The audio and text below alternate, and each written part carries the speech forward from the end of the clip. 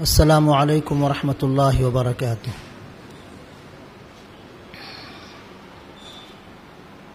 الحمد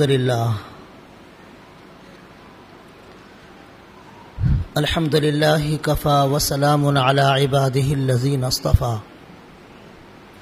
اما بعد فاعوذ باللہ من الشیطان الرجیم، بسم اللہ الرحمن الرحیم۔ ثم قست قلوبكم من بعد ذلك فهي كالحجارة أو أشد قسوة وإن من الحجارة لما يتفجر منه الأنهار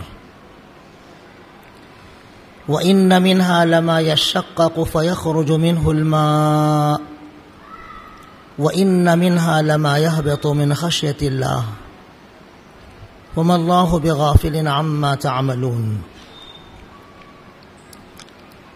أفتطمعون أن يؤمنوا لكم وقد كان فريق منهم يسمعون كلام الله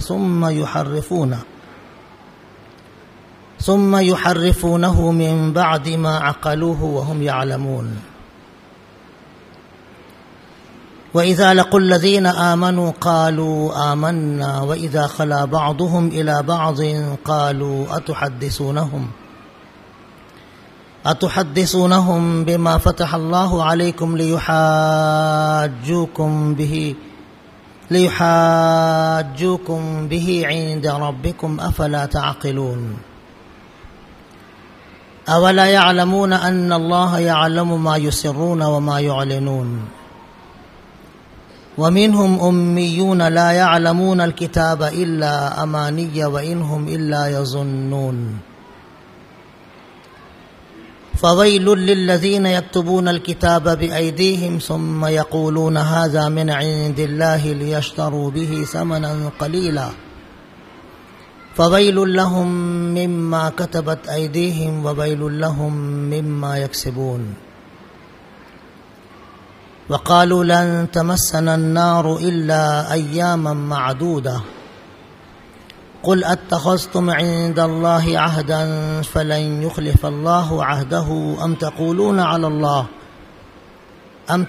على الله ما لا تعلمون بلى من كسب سيئة وأحاطت به خطيئته فأولئك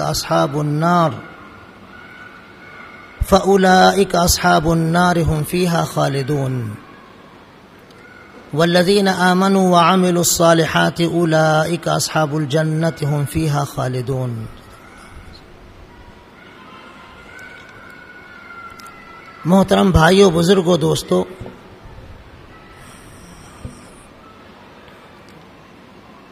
یہ پہلے پارے کا 9واں رکوع ہے۔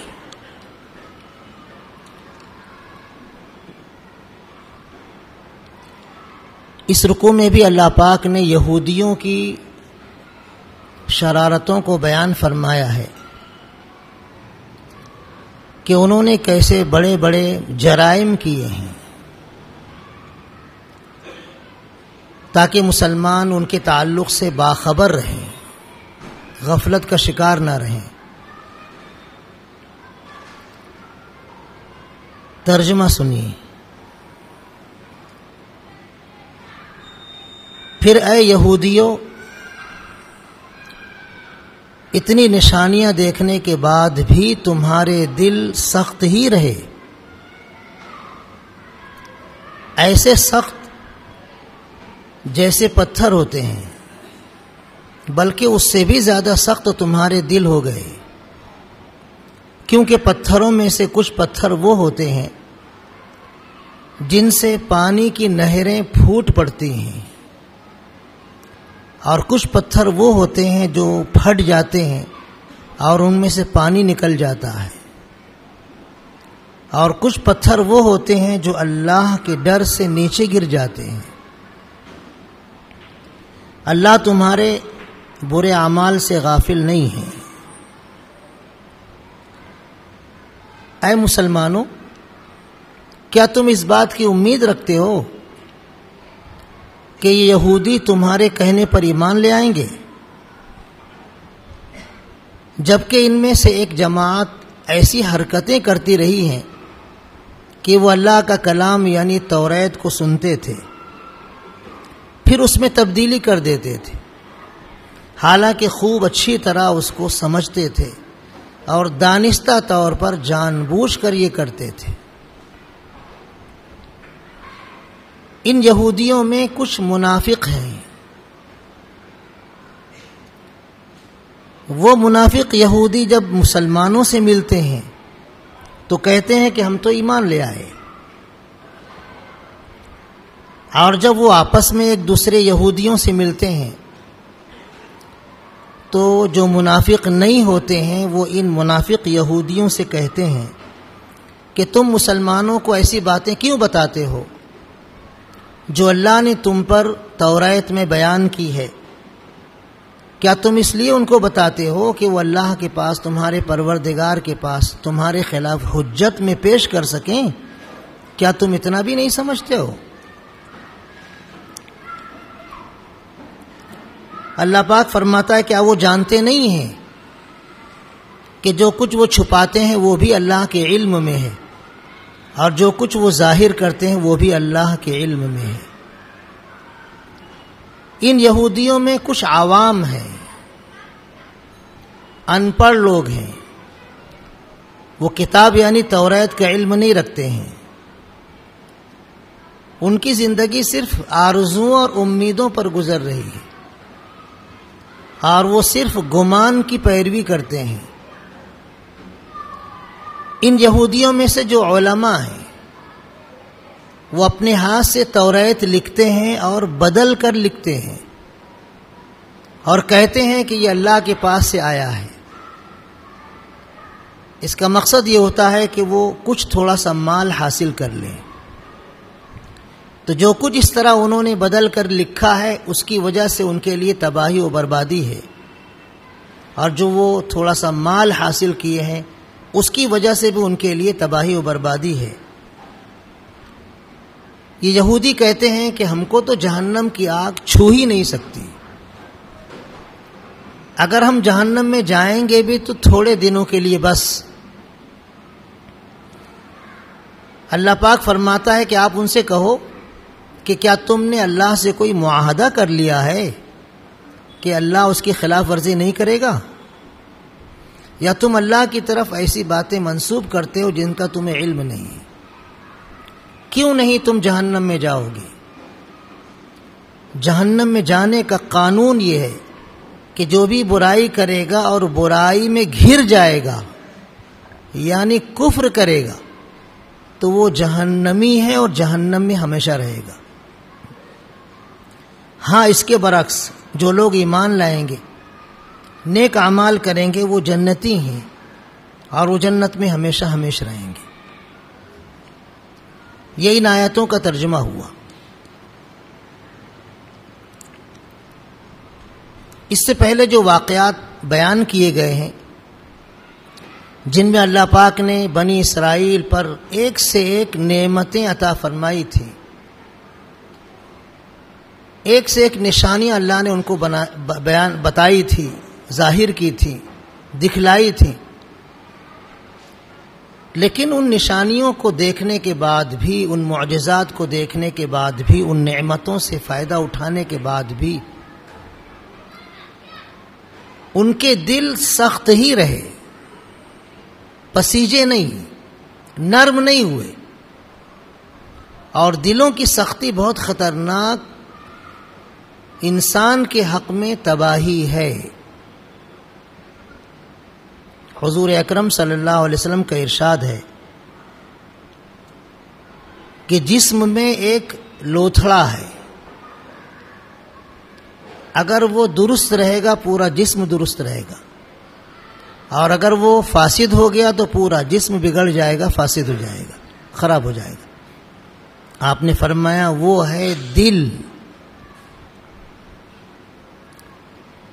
دل اگر انسان کا صحیح ہے، اللہ سے ڈرنے والا دل، اللہ کی اطاعت اور اللہ کی فرما برداری پر ابھارنے والا دل ہے، تو وہ دل اللہ کی بہت بڑی نعمت ہے۔ اس دل سے انسان کے جسم سے صادر ہونے والے اعمال اللہ کو راضی کرنے والے اعمال ہوں گے. اور دل اگر بگڑ گیا، اس میں خیانت آ گئی، جھوٹ آ گیا، چوری، لوگوں کو دھوکہ دے کر مال حاصل کرنے کا جذبہ، بدنام کرنا، اپنا غلط طریقے سے فائدہ اٹھانا، اس طرح کے فاسد خیالات دل میں آ گئے تو اس کی وجہ سے جسم سے صادر ہونے والے اعمال اللہ کو ناراض کرنے والے ہوں گے. انسان کے جسم میں دل ظاہری جسمانی اعتبار سے بھی اور باطنی روحانی اعتبار سے بھی سب سے اہم جز ہے. دل کی حرکت بند ہو جاتی ہے، آدمی مر جاتا ہے. یہ دل کی اہمیت ہے ظاہری اور جسمانی اعتبار سے. اور دل کے اندر اللہ کا خوف ہو، نیکی کا جذبہ ہو، تو یہ دل کے زندہ ہونے کی علامت ہے اور اللہ کی اطاعت و بندگی کا گویا یہ سبب اور ذریعہ ہے. اور اگر دل میں فاسد خیالات آتے ہیں تو انسان فاسد ہی اعمال کرے گا اور وہ جہنم میں جائے گا. حضور اکرم صلی اللہ علیہ وسلم کے پاس ایک مسلمان آئے اور آ کر کہنے لگے، اللہ کے رسول، میرا دل بہت سخت ہے،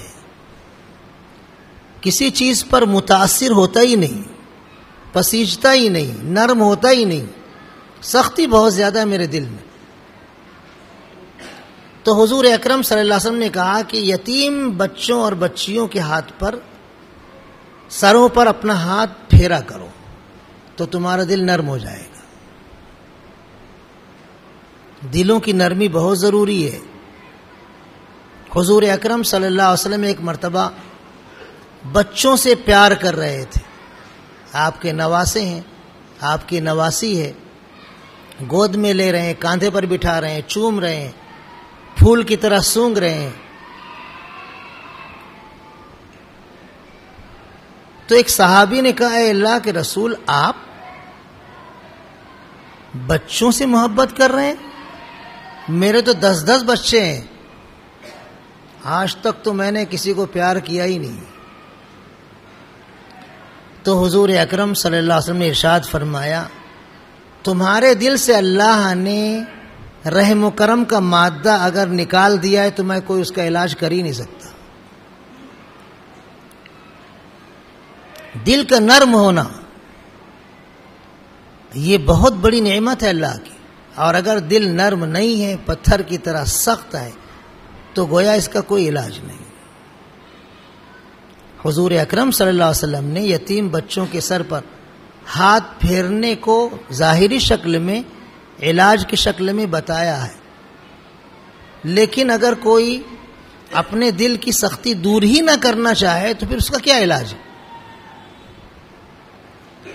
قرآن کریم میں اللہ پاک نے ارشاد فرمایا ہے، فَبِمَا رَحْمَةٍ مِّنَ اللَّهِ لِنْتَ لَهُمْ وَلَوْ كُنْتَ فَظًّا غَلِيظَ الْقَلْبِ لَانفَضُّوا مِنْ حَوْلِكَ. اے محمد صلی اللہ علیہ وسلم، اللہ کی رحمت کی وجہ سے آپ نرم دل واقع ہوئے ہیں. کیا عجیب فرمان خداوندی ہے. اللہ پاک اپنے محبوب پیغمبر صلی اللہ علیہ وسلم سے خطاب کرتے ہوئے ارشاد فرما رہا ہے کہ اے محمد صلی اللہ علیہ وسلم، اللہ کی رحمت کی وجہ سے آپ نرم دل واقع ہوئے ہیں. اگر آپ سنگ دل ہوتے، اگر آپ سخت دل والے ہوتے تو یہ جو صحابہ کرام رضی اللہ عنہم آپ کے ارد گرد پروانوں کی طرح اپنے آپ کو فدا کرنے کے جذبے سے اکٹھے ہوتے ہیں، یہ سب آپ سے دور دور ہو جاتے، چھٹ جاتے، کوئی قریب نہیں آتا. تو حضور اکرم صلی اللہ علیہ وسلم کی نرم دلی اللہ کی رحمت تھی. حضور اکرم صلی اللہ علیہ وسلم ایک مرتبہ سفر میں تھے.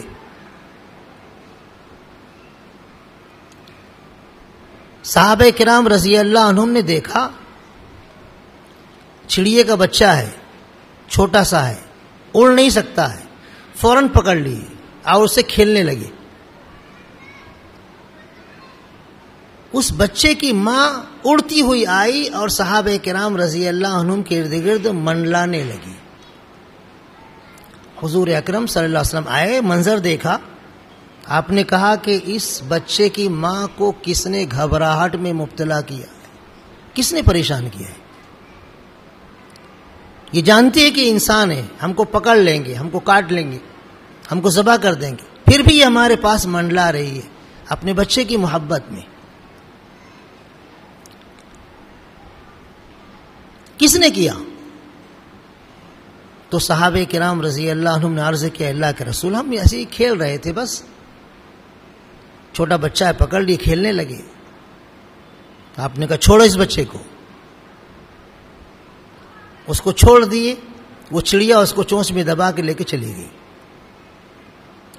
پرندوں پر شفقت کرنا، ان کے بچوں پر رحم و کرم کرنا، جانوروں پر شفقت کرنا، جانوروں پر رحم و کرم کا اظہار کرنا، یہ بھی دلوں کی نرمی ہے.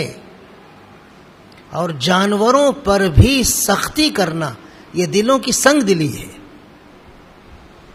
حضور اکرم صلی اللہ علیہ وسلم نے ایک مرتبہ دیکھا ایک جانور بالکل دبلا پتلا، اس کا پیٹ اس کی پیٹھ سے چپکا ہوا.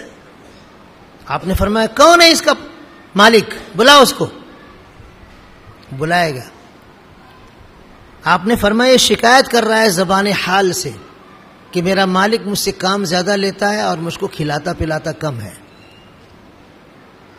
آپ نے فرمایا اللہ نے تم کو ان کا مالک بنایا ہے، ان کو تمہارے تابع اور مسخر کیا ہے، تو ان کی ضرورتوں کا خیال رکھنا ضروری. اگر نہیں کرو گے تو اللہ کے ہاں تمہاری باس پرس ہوگی.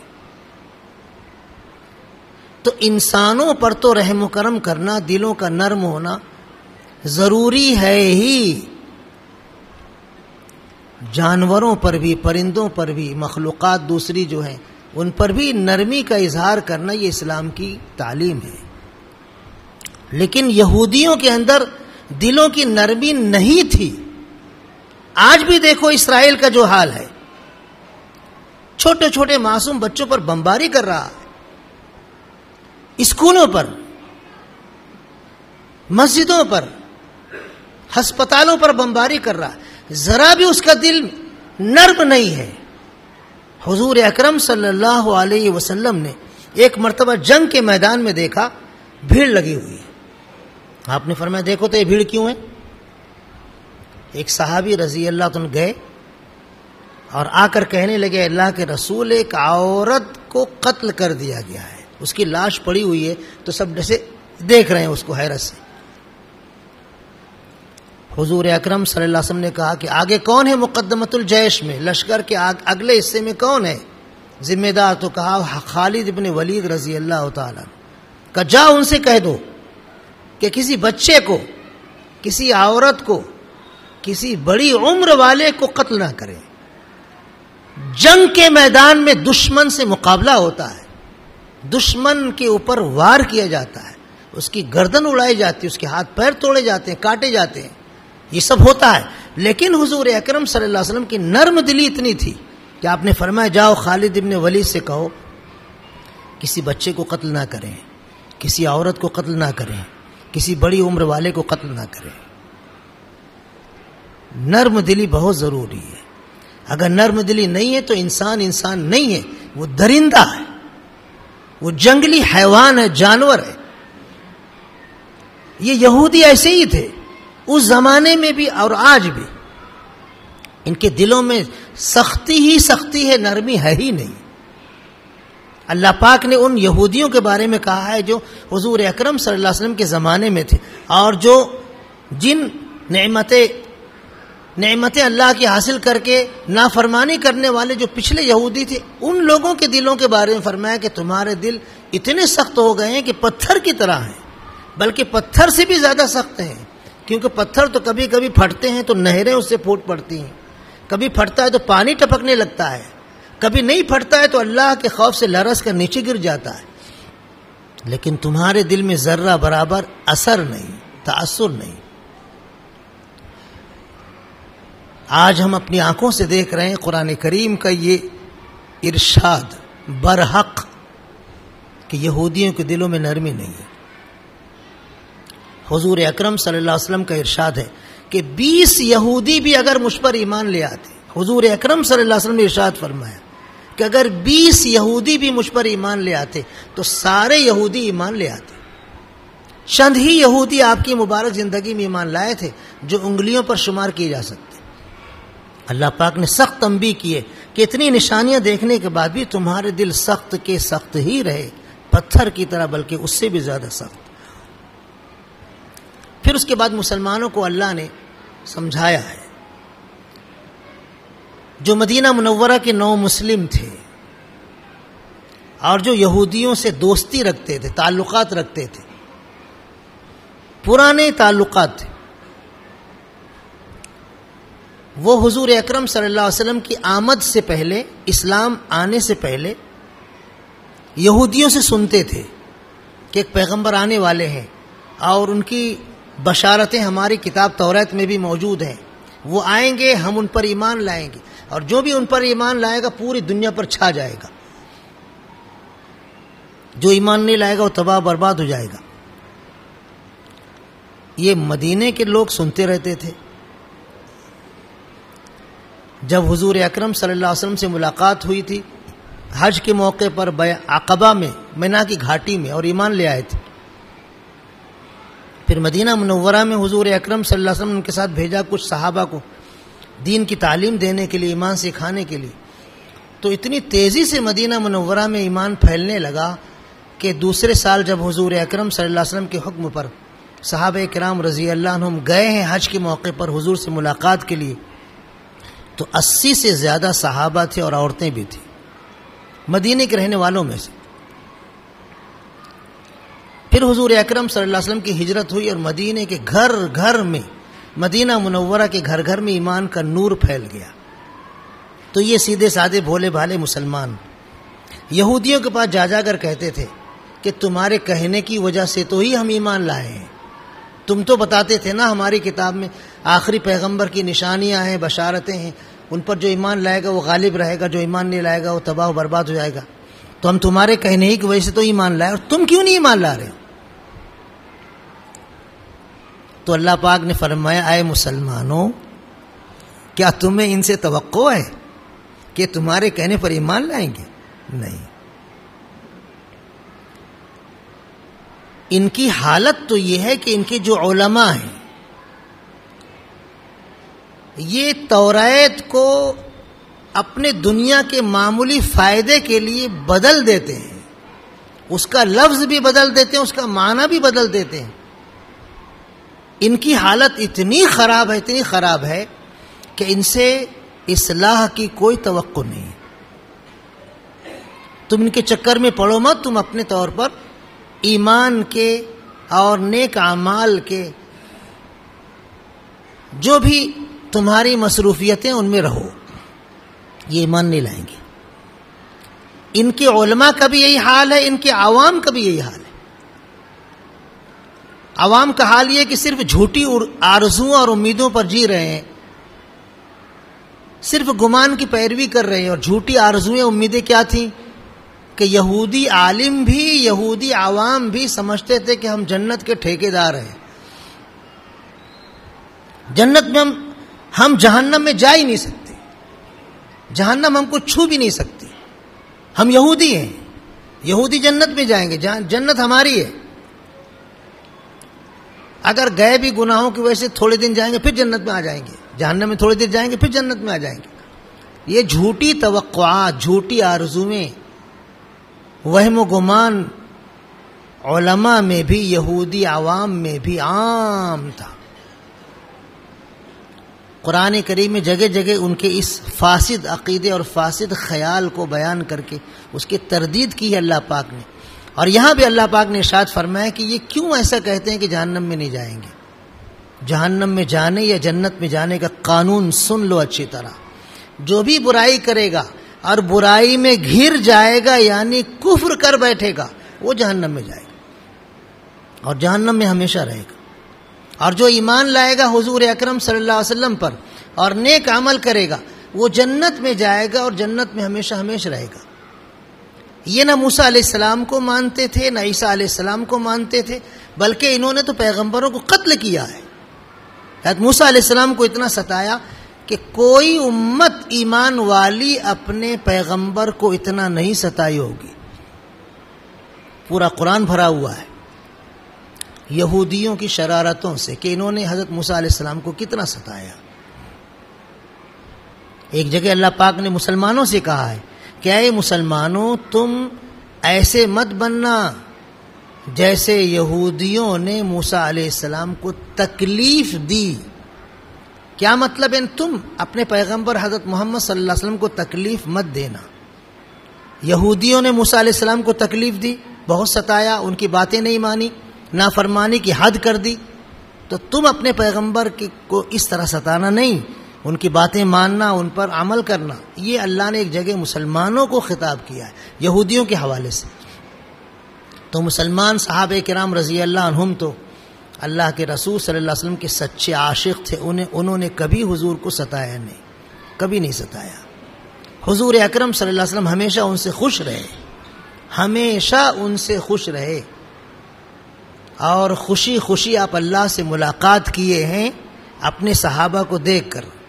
آخری دن تھا حضور اکرم صلی اللہ علیہ وسلم کی مبارک زندگی کا، پیر کے روز صبح کی نماز میں حضور اکرم صلی اللہ علیہ وسلم اتنے نقاہت اور اتنی کمزوری کا شکار تھے کہ اٹھ کر بیٹھ نہیں سکتے تھے اور مسجد تک جا نہیں سکتے تھے۔ اتنی کمزوری کی حالت میں سہارا لے کر آپ آخری دن، زندگی کی آخری دن فجر کی نماز میں حضرت ابو بکر صدیق رضی اللہ عنہ کی امامت میں سارے صحابہ پورے خشوع و خضوع سے نماز پڑھ رہے تھے۔ حضور اکرم صلی اللہ علیہ وسلم نے اپنے کمرے کا ایسے پردہ ہٹایا، آپ کا حجرہ اور مسجد نبوی دونوں ملے ہوئے ہیں، حضرت عائشہ رضی اللہ عنہ کے حجرے میں تھے، حجرے کا پردہ ایسے کھسکایا۔ حضرت انس رضی اللہ عنہ کہتے ہیں کہ ہم تو نماز پڑھ رہے تھے، ہماری نگاہیں تو سجدے کی جگہ تھی، لیکن حضور اکرم صلی اللہ علیہ وسلم کا کھڑا ہونا، پردے کو کھسکانا، وہ کنکھیوں سے ہم کو نظر آ رہا تھا۔ ہم جب سجدے کی طرف دیکھتے ہیں تو ایسا تھوڑی کہ صرف سجدے ہی کی جانب جو چیز ہوتی ہے وہی نظر آتی ہے اور آزو بازو کی چیز نظر نہیں آتی، سب نظر آتا کون کیا کر رہا، کون کیا کر رہا۔ تو کہتے ہیں کہ ہم تو نماز پڑھ رہے تھے پورے خشوع و خضوع سے، لیکن حضور اکرم صلی اللہ علیہ وسلم جب پردہ کھسکایا تو ہم نے کنکھیوں سے دیکھ لیا،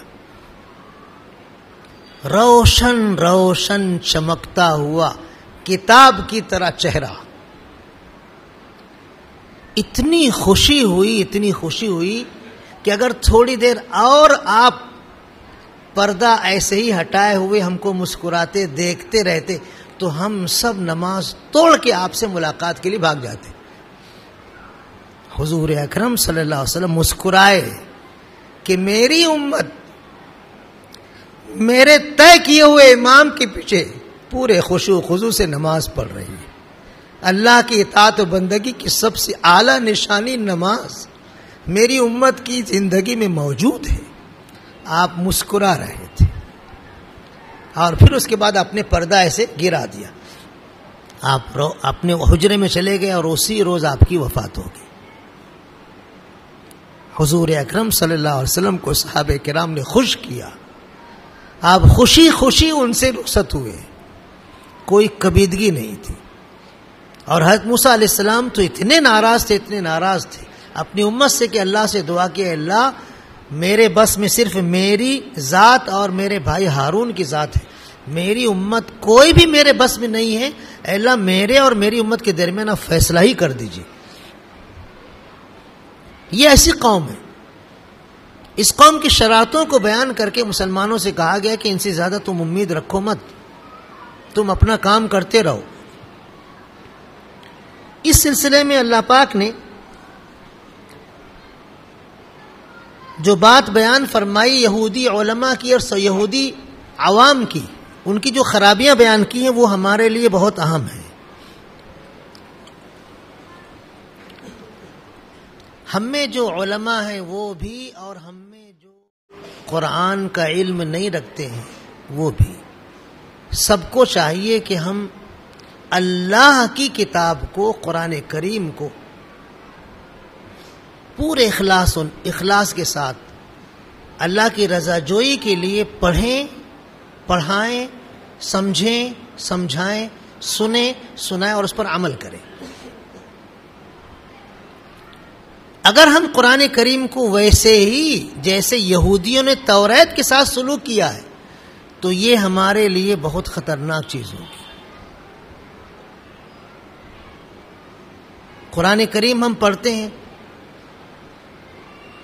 اسے سمجھنے کی کوشش کریں. سمجھ کر اس پر عمل کرنا تو بہت ضروری ہے. قرآن نازل ہی اس لیے ہوا ہے کہ ہم اس پر عمل کریں. اس کی تلاوت کرنا یقیناً باعث اجر و ثواب ہے.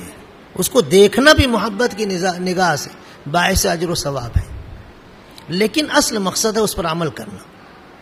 تو قرآن کریم پہ عمل ہونا چاہیے. اگر قرآن کریم پر عمل نہیں ہے تو اس کا مطلب ہم بھی توریت کے ساتھ جیسے یہودیوں نے سلوک کیا تھا ہم بھی ویسے سلوک کر رہے ہیں. انہوں نے بھی کہا مانا تھا توریت کے احکام کو. اگر ہم بھی ایسے ہی کریں گے تو پھر ہم میں ان میں کیا فرق رہے گا؟ قرآن کریم نے کہا ہے انما المؤمنون اخوہ، تمام مسلمان بھائی بھائی ہیں. اب الیکشن آنے والا ہے، دیکھیے گا مسلمان کیسے کیسے آپ کو نظر آئیں گے. آئینہ لے کر دیکھیے گا مسلمان اس آئینے میں آپ کو بھائی بھائی نظر آئیں گے کیا؟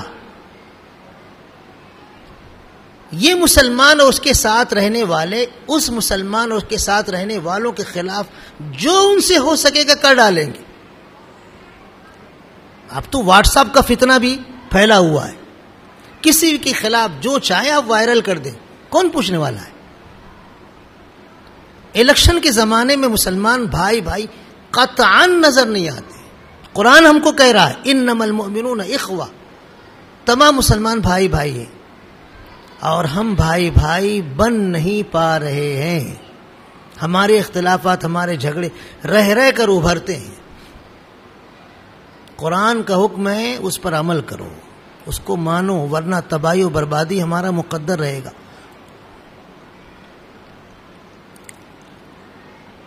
قرآن کریم میں کہا کہ اللہ اس کے رسول کی اطاعت کرو، اللہ اس کے رسول کی اطاعت کرو. ہماری زندگی میں اللہ اس کے رسول کی اطاعت 100% ہونی چاہیے. کمزور درجے میں نہیں، طاقتور درجے میں اور 100% ہونی چاہیے. ہمارا سونا، ہمارا جاگنا، ہمارا کھانا، ہمارا پینا، ہمارا بزنس کرنا، ہمارا معاملات کرنا، ہماری اخلاقیات، ہمارا تمدن، ہماری معیشت، ہماری زندگی کا ہر شعبہ اللہ اس کے رسول کی اطاعت کا نمونہ بننا چاہیے. آج حالات ایسے ہیں ملک کے، پوری دنیا کے، کہ فتنے روز ایسے پیدا ہوتے ہیں جیسے بارش کے زمانے میں کیڑے مکوڑے پیدا ہوتے ہیں. ایک فتنہ دبتا نہیں دوسرا کھڑا ہو جاتا ہے، دوسرا فتنہ دبتا نہیں تیسرا کھڑا ہو جاتا ہے. ایسے حالات میں ہم کو اللہ اس کے رسول کی اطاعت ہر حال میں انتہائی ضروری سمجھنا چاہیے. انتہائی ضروری. ہمارے سارے کام پیچھے رہ جائیں، اللہ اس کے رسول کی اطاعت پیچھے نہیں ہونی چاہیے. لیکن ہم اللہ اس کے رسول کی اطاعت کو پیچھے کر دیتے ہیں اور اپنا مقصد آگے کر دیتے ہیں. ان حالات میں ہم کو صبر و ضبط سے کام لینا چاہیے. دشمن چاہتا ہے کہ ہم بھڑک جائیں، جوش میں آ جائیں اور فساد برپا ہو جائے. فساد برپا ہوگا، نقصان مسلمانوں کا ہوگا، مالی نقصان بھی، جانی نقصان بھی. پھر گرفتاریاں ہوں گی، اس میں مسلمان ہی اندر ہوں گے زیادہ تعداد میں. پھر کیس سالوں تک چلتے رہیں گے. اس لیے کوشش ہم کو حالات کو سامنے رکھ کر یہ کرنا ہے کہ ہم صبر و ضبط سے کام لیں. قرآن کریم میں اللہ پاک نے فرمایا ہے وَإِن تَصْبِرُوا وَتَتَّقُوا لَا يَضُرُّكُمْ كَيْدُهُمْ شَيْئًا. اگر تم صبر کرو گے اور اللہ سے ڈرتے رہو گے تو دشمنوں کی چالیں دشمنوں کی سازشیں تمہارا بال بیکا بھی نہیں کر سکیں گی، کچھ نقصان نہیں پہنچا سکیں گی۔ تو موجودہ حالات میں ہمیں صبر و ضبط سے کام لینا چاہیے، جوشیلا اور بھڑکیلا نہیں ہونا چاہیے، حالات کو سمجھ کر قدم اٹھانا چاہیے۔ اگر ہم بھڑک کر کوئی غیر ذمہ دارانہ حرکت کر بیٹھیں تو اس کا نقصان ہم کو بھی ہوگا اور ہمارے پورے معاشرے کو بھی ہوگا۔ ملک کے حالات الیکشن کے قریب ہیں، کچھ صوبوں میں الیکشن ہو گیا ہے اور پورا ملک ابھی باقی ہے۔ نتائج آپ کے سامنے ہیں، ان نتائج کو سامنے رکھ کر ہم کو بہت سنجیدہ انداز میں، بہت ہی سلجھے انداز میں آگے بڑھنا ہے۔ جوش جذبہ بالکل نہیں، سنجیدگی، عقل مندی، سیاسی شعور۔ حضور اکرم صلی اللہ علیہ وسلم اور صحابہ کرام رضی اللہ عنہم حالات کو اپنی نگاہوں میں رکھتے تھے، اس کے مطابق عمل کرتے تھے، جذباتی نہیں بنتے تھے۔ حضور اکرم صلی اللہ علیہ وسلم جب طائف سے واپس آ رہے تھے تو مکہ مکرمہ سمجھ رہے تھے کہ میرے لیے اب مناسب نہیں ہے، کیونکہ جیسے ہی جاؤں گا کوئی بھی مجھے نقصان پہنچانے کی کوشش کرے گا۔ سب کو پتہ چل چکا ہے کہ طائف میں ان پر پتھر برسے ہیں اور لہولہان ہو چکے ہیں۔ تو آپ نے اپنی سیفٹی کے لیے، مکے میں ایک آدمی تھا مطعم ابن عدی، قریش خاندان کا دبنگ آدمی، کافر تھا لیکن دبنگ سردار تھا، اس کے پاس آدمی بھیجا کہ تم مجھ کو اپنی پناہ میں، اپنی حفاظت میں مکے میں داخل کرو۔ اس نے کہا ٹھیک ہے، میں اپنے لڑکوں کو لے کر آ رہا ہوں۔ وہ اپنے نوجوان بچوں کو لے کر پورے مکے میں اعلان کیا کہ میں نے محمد ابن عبداللہ صلی اللہ علیہ وسلم کو پناہ دی ہے، کوئی ان کو ہاتھ نہیں لگا سکتا۔ اور پھر آ کر آپ کو اپنے ساتھ لے گیا تو مکے میں آپ محفوظ رہے۔ یہ حالات کو سمجھ کر قدم اٹھانا ہے۔ ہم لوگ حالات کو سمجھتے نہیں ہیں، ہم جذباتی ہو جاتے ہیں، جوشیلے ہو جاتے ہیں، اور پھر اس کا کوئی نتیجہ نہیں نکلتا، یا پھر نتیجہ نکلتا ہے تو غلط نکلتا ہے۔ قرآن ہمارے سامنے ہونا چاہیے، حضور اکرم صلی اللہ علیہ وسلم کی سیرت پاک ہمارے سامنے ہونی چاہیے۔ اللہ کی اطاعت قرآن کی شکل میں، حضور اکرم صلی اللہ علیہ وسلم کی اطاعت سیرت پاک کی شکل میں ہماری نگاہوں کے سامنے رہنا چاہیے۔ اللہ پاک ملک کے حالات عافیت کے ساتھ مسلمانوں کے حق میں سازگار بنا دے۔ آمین۔ وآخر دعوانا الحمدللہ رب العالمین۔